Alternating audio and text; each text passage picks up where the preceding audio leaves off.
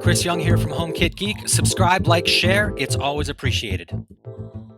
Hey, sometimes hard work does pay off, and I did this time. I got my hands on the Fibaro The Button, which is a HomeKit Bluetooth device, which is basically a controller. It can do 3 actions. So you have a single press, a double press, and a long press. This is also available for Z-Wave, and what's really cool is it's actually available in a whole bunch of different colors. So let's go in and take a look at setting this up. So as you would expect, the button is in the standard Fibaro packaging and is clearly marked, works with Apple HomeKit. We like that. I really like that a lot. You know what you're getting into when you buy this. On the back of it, of course, you have some suggestions on how to use this for multiple scenes. You could do things like open your locks, you could turn on lights, turn off lights, all those kinds of things. Right, so we'll get into this quickly here, and we open this up, and on the front of the box says "Your home, your imagination." So I think I've actually been reading that wrong, to be honest.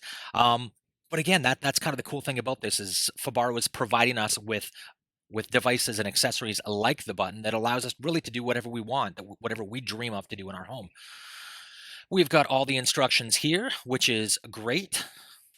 Everything you possibly need as far as getting this up and running, right? So one of the things that I do like about this, and I'm pretty excited to see how this works, is look at this. This is the first of the new Apple HomeKit QR codes that I have seen.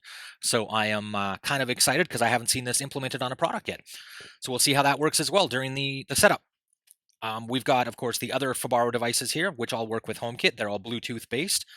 I do not believe the wall plug is available yet for HomeKit, but we can see what else is available out there. So the motion sensors, the Fibaro flood, right? The flood sensor, which is awesome. So inside the box here, they actually have some double-sided tape, which means that this thing can be mounted. So one of the concerns that I kind of had on this is how is this going to fall over? It looked a little, in some of the images, I questioned that. So as you can see, I'm just hitting on this thing here and it doesn't move anywhere. With that double-sided tape, it's going to be even better. So as far as getting this up and running, the first thing we're going to have to do is twist that counterclockwise and get the battery out there. So this is a ER14250. This is a half double A. Probably not the easiest batteries to find, to be honest, but it kind of is what it is, and that's the choice. So you just need to know that. This will go back in, and it is really easy to unscrew this and to get it back in. I'm going to have a little bit of trying that there. There we go. And it was simple. It was simple to get it up and running. It was simple to get out of the box. It was simple to get into the battery compartment. And with the double-sided tape, it's going to be really simple to mount as well. So now let's look at adding this in. So we're going to hit that plus button. We're going to scan in the QR code and see what it's like to add to HomeKit. There we go. Look at that. Make sure it stays connected to power and nearby. It's connected by battery. Add in Fibaro the button. Fibaro the button added. Awesome. So this will go in. We'll be able to put that in whatever room we want now. So I'm going to put this actually at my front door. I decided that's where I want this, right? I also have like the Elgato Eve button that has a different kind of aesthetic. It's got that chrome and steel, right? So I've got one of those in the living room. And this, I really want to put it at my front door. And my plan for this is to be able to enable my just come home and my leaving home scenes, right? So I don't even have a leaving home scenes yet. But what I want is I want to have this button up kind of a little bit higher, out of reach of the kids, kind of up by my closet when I come in. And what I want to do here is I want to be able to make it so that it's out of the reach of the kids. I can tap it once to be able to create my just got home scene and to trigger that and turn basically all the lights on, everything that I need to do when I first come home.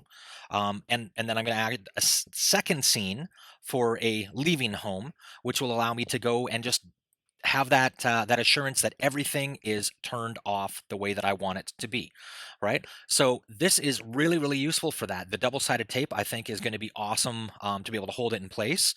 And, so far my experience with the Fibaro devices has been really good. I expect good things from this device.